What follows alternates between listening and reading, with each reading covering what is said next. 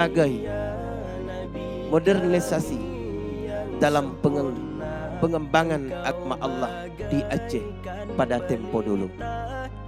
Dan hari ini kami memilih tempat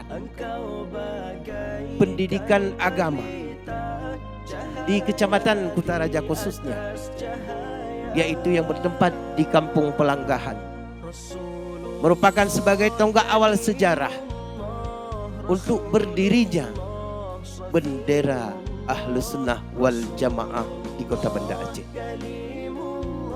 Hari ini kami mendeklarasikan lembaga pendidikan Dayah Darul Mufaddal ini akan membuka peluang kepada para mu'alaf untuk pembinaan dengan catatan yaitu gratis.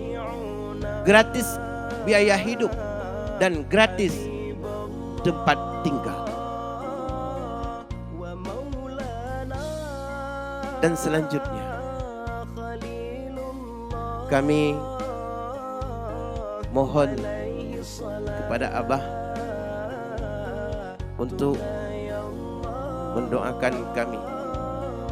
Semoga pendidikan, lembaga pendidikan yang kami jalankan ini mudah-mudahan dengan berkat afwah guru kami Abu di Samalangang dan seluruh para guru-guru kami yang ada di seluruh Aceh, supaya ikhlas dan berdoa semoga Dayah ini menjadi benteng untuk membina generasi bangsa. Mungkin ini, mohon maaf atas segala kekurangan. Hadanallahu wa iyyakum ajma'in.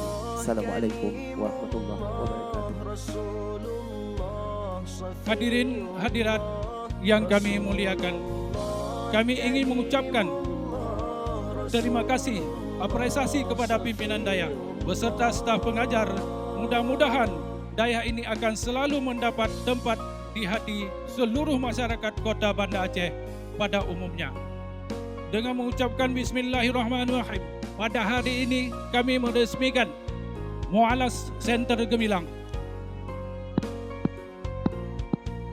Wabillahi taufiq wal hidayah. Wassalamualaikum warahmatullahi wabarakatuh.